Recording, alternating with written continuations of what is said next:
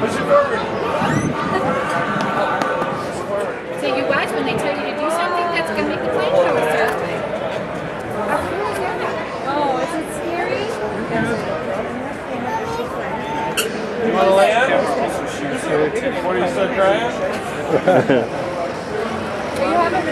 Are you all done? Okay. Alright, Say thank you.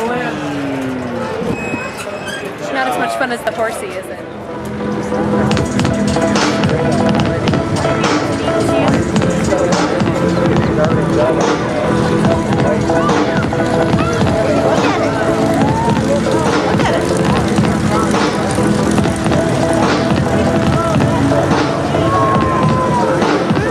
The next maneuver presents one of the most difficult challenges for a glider pilot.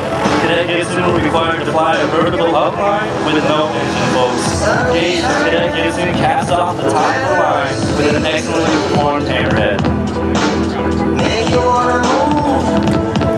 For the next maneuver, Cadet Gibson will perform a half Cuban. This maneuver requires surgical position, as Cadet Gibson will be flying inverted, nose low. Want you to know y'all. Can you understand?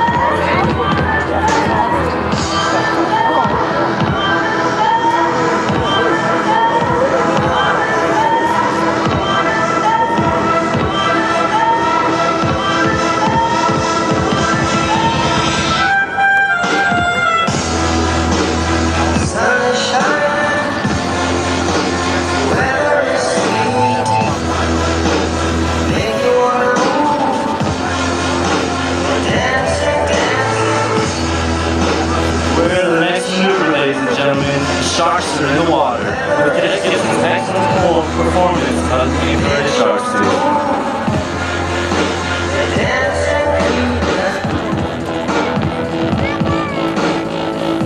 Cadet Gibson now completes his maneuver performance with a barrel roll into an inside roll.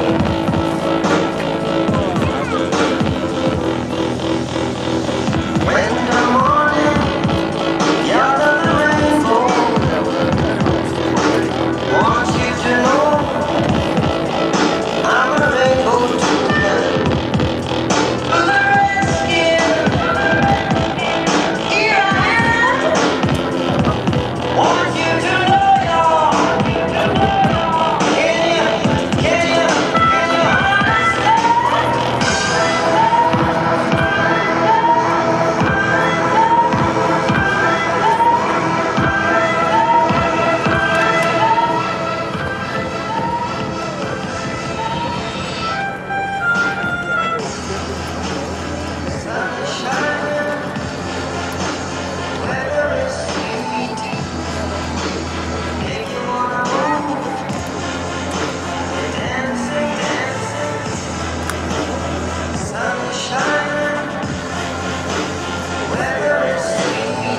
Recovering from the rolling turns, Cadet Gibson is now repositioning the saber to conclude his demonstration with a photo finish. Ladies and gentlemen, this high-speed pass provides one of the best photo opportunities of today's demonstration, so get your cameras ready. Put in your earplugs, folks, because the saber will be passing at a top speed of nearly 120 miles per hour and only 500 feet above the ground.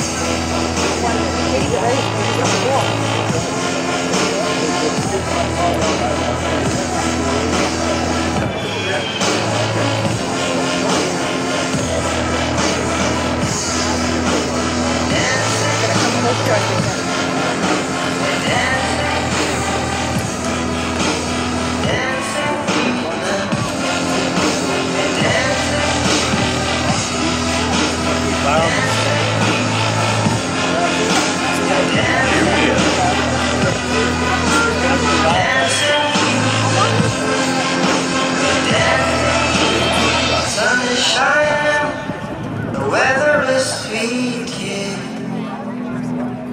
Make you wanna move, your dancing feet now. To the rescue, here I am. Want you to know y'all. Can you understand?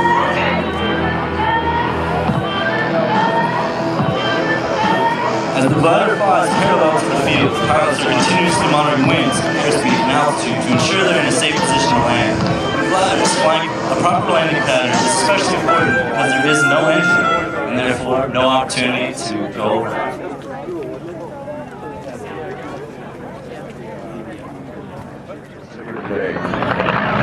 I'd like to do this.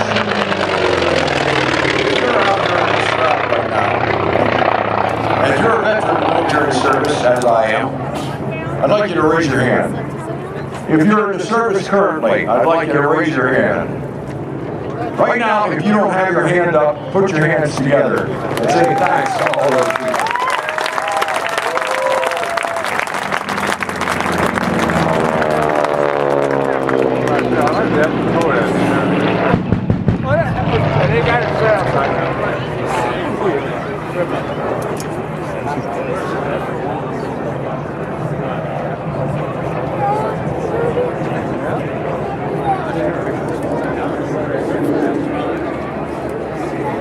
I don't know about the rest of you, I'm having trouble figuring out who's where. Those guys are in the spot. Red Star pilots gone through over the top, slow on in formation. Here comes our Spitfire replica once again, a very distinctive elliptical shaped wing that the Spitfire had. Again, that was a British fighter in World War II. Here comes the A-26 again to the right. And to give you another demonstration, this will work to really move along. I like that one. It's very, very fast for a bomber airplane.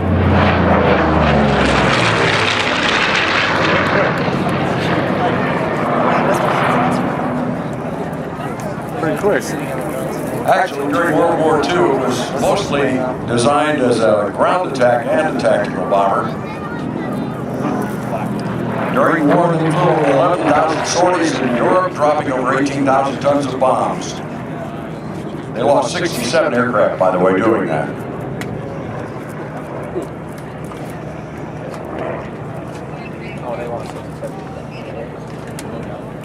And here comes, I think, first of our T-28s from the right. Yes. Again, this airplane that moves very, very quickly.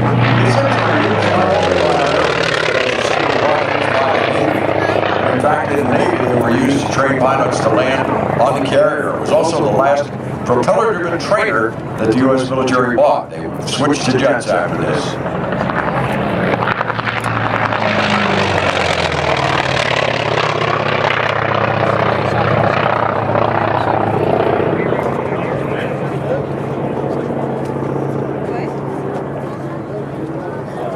And here's the AT-6 Texan again. These airplanes, in fact, there's a class of racing at the Reno Air Races in which the T-6 or AT-6 races its own time. Some of those get up pretty good speed because, of course, they've been somewhat modified.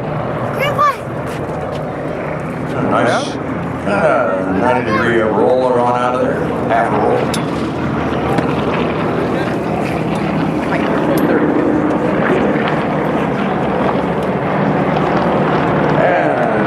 To the axe down now, final runway out there. First two look like Yak-52s just because of the rounded tail. Not a lot of difference between the two airplanes in terms of engine and etc. Although the Yak-18, which has a squared off tail, only has about 300 horsepower, whereas the Yak-52 will just 5. Great shot for you there with the bomb bay doors open once again. After the war, after military service, that is, a lot of these A-26s that got into civilian hands were converted into executive transports. Because, of course, at that time, jets and really fast prop airplanes were not readily available. There was a company called I'm going to give you a few more opportunities to get pictures of the Warbirds as they fly by out here.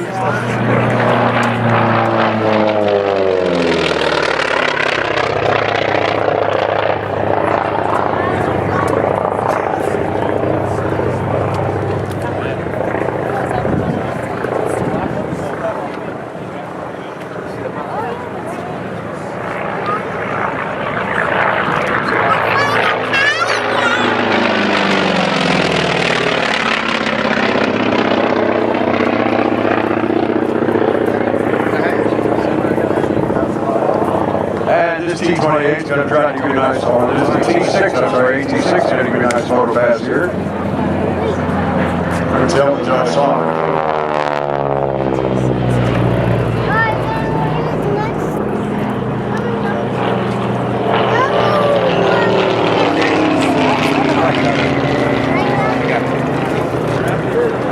You might see in the smoke out here, if you look very closely, how the smoke is swirling around some places.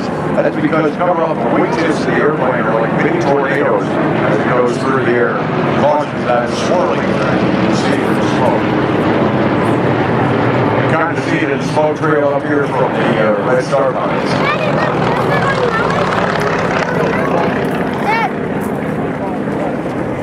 One of the reasons why I don't like to fly real close behind somebody else. Unless you're a formation pilot and practice on finding the right spot so you don't get into that mini tornado. Here it comes. Oh, here he comes. Comes A26 for a great photo opportunity. Look at this. Holy cow. Snap, snap, snap. All down the line.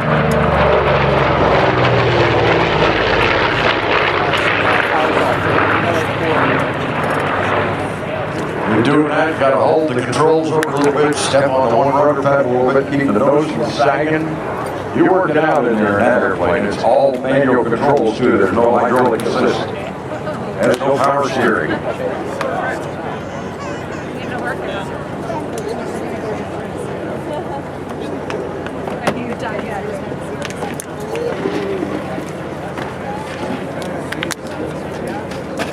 Well, I know the pilots have enjoyed themselves. The question is, how did you enjoy the Warbird Parade? I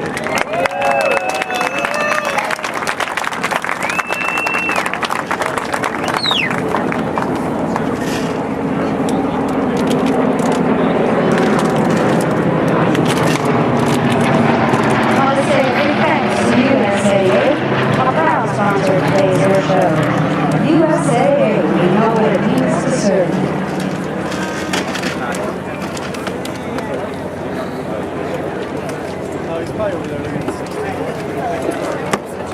Hey, you know, you could come hang out with the pilots at the loop after the show. They've been keeping us well fed. This is here from Recreational Aviation through the hosting of the Indoor Air Show and the Regional Flight. Recreational aviation encompasses fun, families, building, restoring, flying, exploring, and learning. Make sure you give these guys a huge wave as they go by. Let them know how much you love their show. Great job, guys.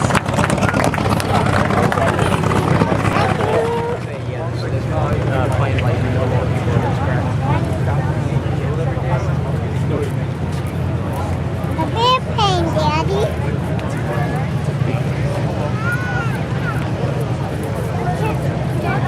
We'll be able to get a nice and close-up look.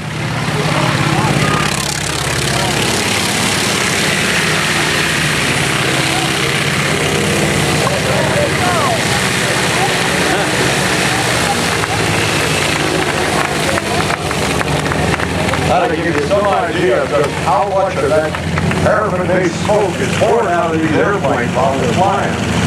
And it trails out behind them when they're flying, it goes around and around, it just billows up.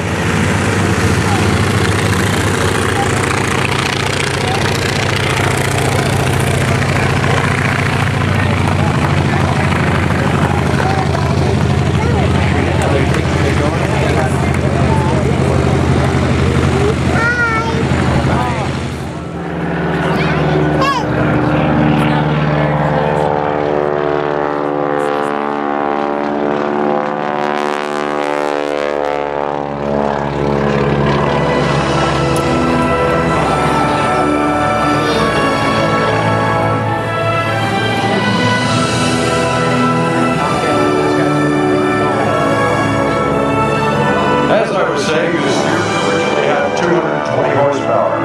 It is 7-cylinder radial engine. That stock engine carries airplane has been replaced with a 9-cylinder Pratt & Whitney Wasp Jr. that puts out 450 horsepower. Back down around the inside, a very perfect aerobatic loop.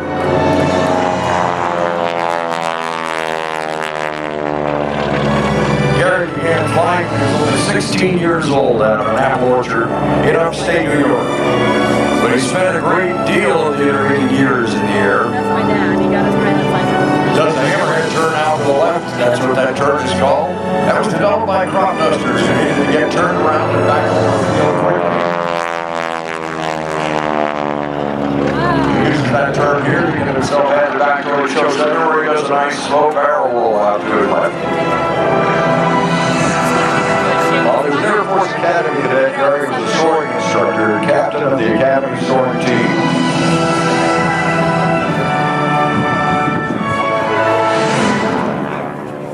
On graduation, he took his Air Force pilot training at Vance Air Force Base in Oklahoma, where he was recognized as a distinguished graduate.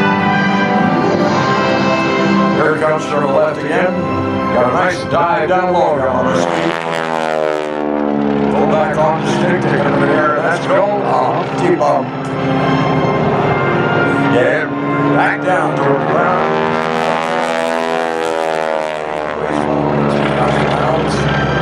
Picks up a lot of speed when you get the nose pointed down. Asked Gary how fast it'll fly. He said, sorry, that's classified. There's that hammerhead turn again. Very convenient to get you headed back in here.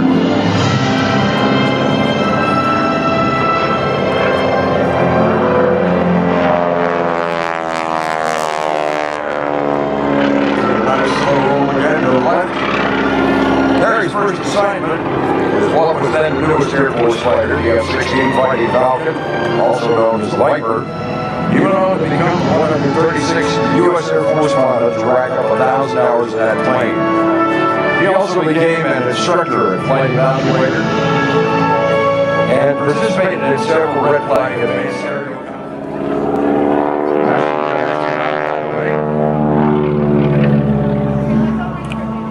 Gary left active service in 1986 and continued to fly the F-16 with the Air Force Reserve in Utah. That was in the late 80s. Also joined the major airline, now has flown for them for over 25 years. Has ratings in the 767, 757, 737, and DC-9. Currently, he's flying Airbus A330 to Europe and South America. His pilot logbooks show he has mistakes.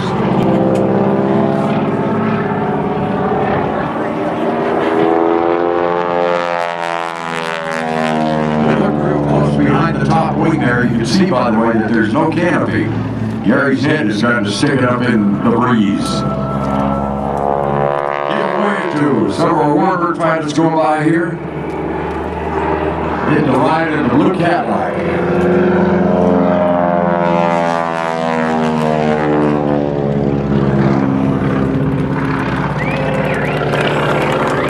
This past 4th of July, Gary Rohr and Scott McMillan, Todd McLaughlin, and Joe Wilkins set an unofficial world record for the highest air show ever performed. And the Super Steerman.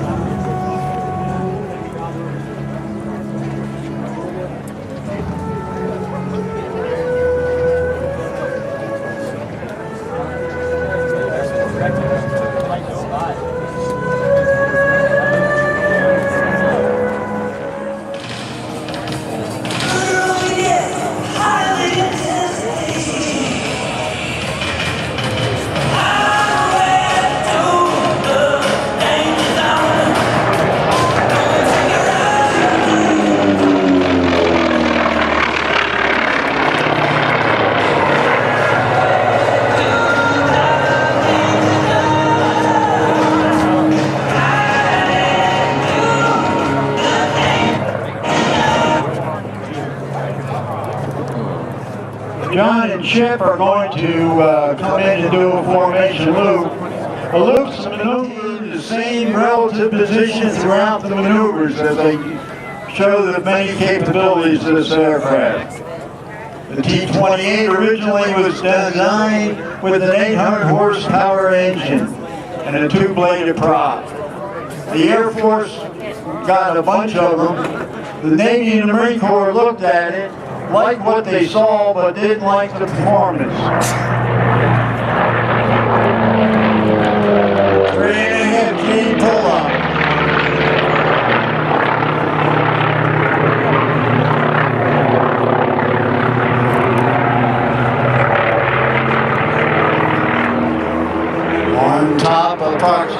200 miles an hour.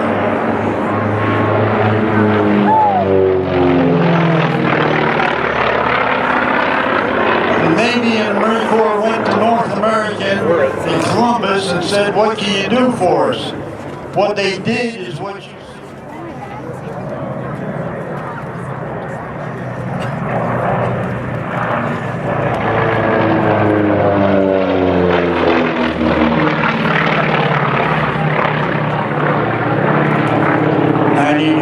the heading chains that are inverted as they make the turn around the barrel in the sky.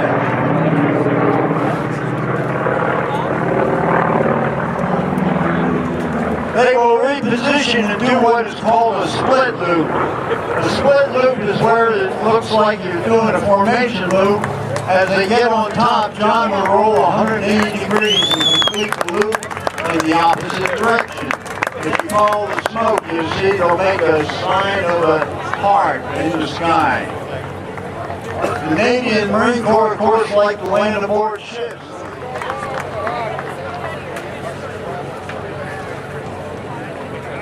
Later on, the French got into the show.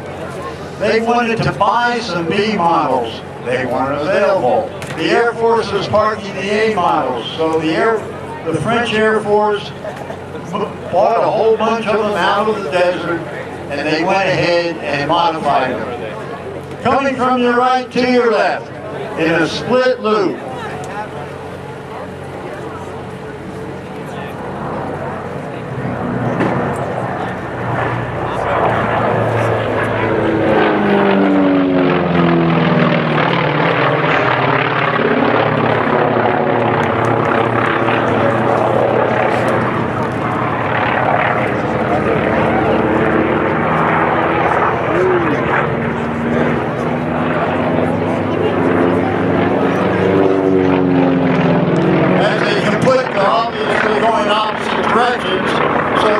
Show you some individual capabilities.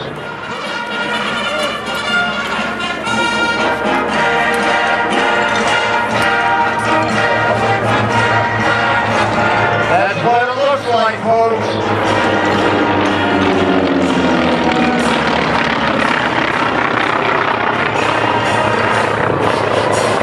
As they depart, we're going to do our signature move. This is called a tuck under brake. You've seen aircraft come in here today with the lead braking first.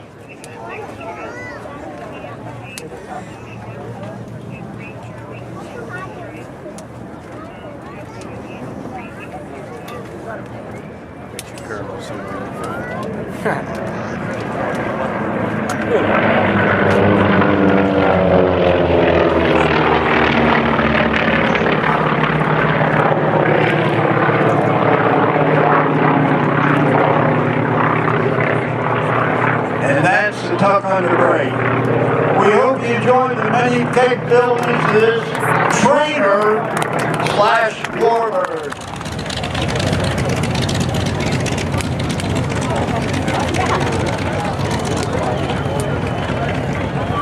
Again, this little airplane is only 25 feet across the wings, 36 feet long, and although it can do a maximum of 110 miles an hour, you pretty much have to put an anvil in your lap and head straight downhill for that to happen.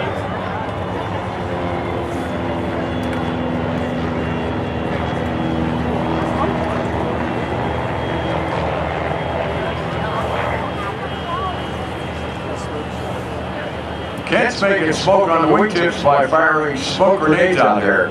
This airplane does not have an electrical system on it. That means to start it, you have to prop it by hand. You say, well, it doesn't have an electrical system, how's the engine run? The sparks are generated by magnetos. That's the way airplanes were built for many years. And by the way, this is not an aerobatic airplane.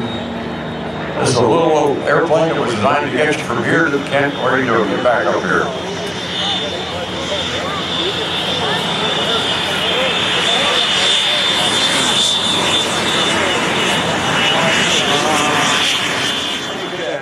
Attempts to land on top of this Chevrolet Silverado has been modified to have an aluminum rack 8 feet wide by 20 feet long on top. He has 8 inches on each side to see the landing platform to get on it. The pickup has to be doing 60 miles an hour, and he's already made one attempt down there and was having a little difficulty with it. The wind will bang you around pretty good. It looks like he's got the wheels on.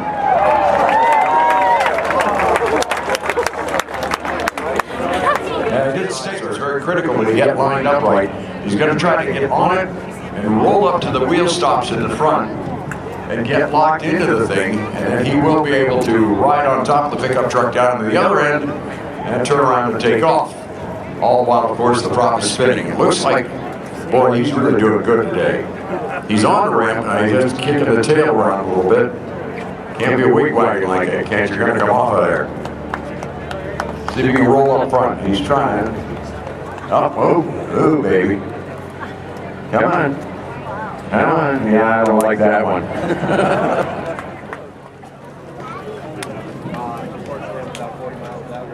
Lock him down, slow down. You know what? He just made it.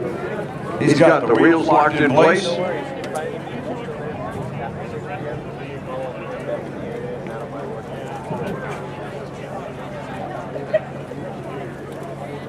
Now, the thing is, he can get out of the airplane once it's locked in there, and he'll hold up the tail of the airplane so that the wings are level, because if they're at an angle, there's a good chance they'll try to fly off of there as the truck goes on down the runway. See if he has to do that. I don't know if he's going to do it or not. He's pulling over right here.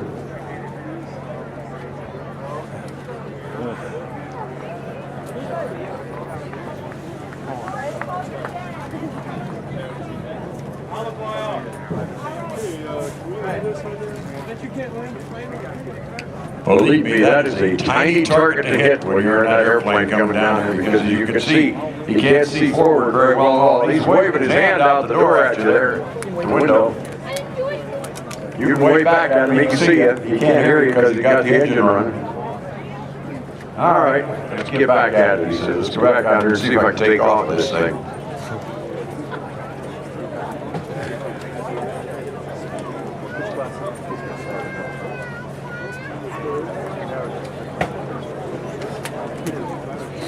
Remember being very careful on the turns. Don't want to swing too much around the turn and tip the truck over, dump the airplane off.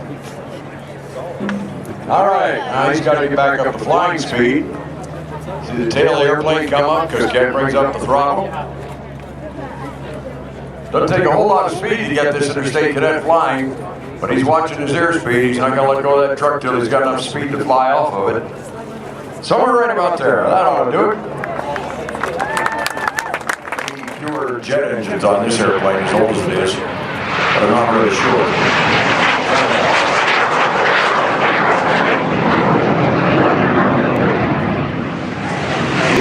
They have double intakes, they only have one jet engine. The Jet Provost, Mark Johnson, who lives near Boulder, Colorado. The T-33 just taking off is Ron Halliday. Horn taken from a locomotive. It's a combination of 5 horns, crazy loud. From music majors to the B major 6/4. And the flame-throwing exhaust on a high-octane mix of propane and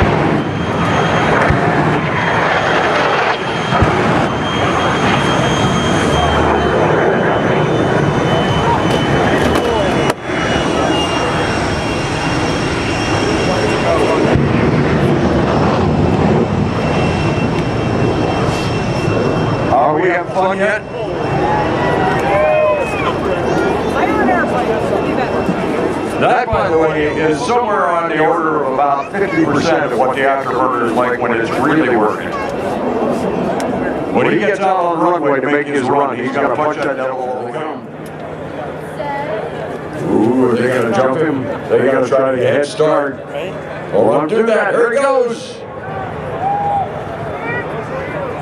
Oh, I see.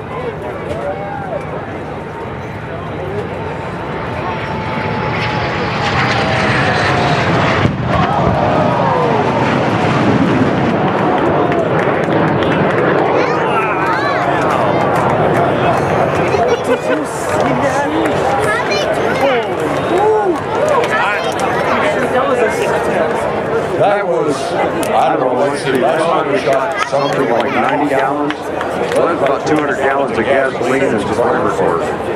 100,000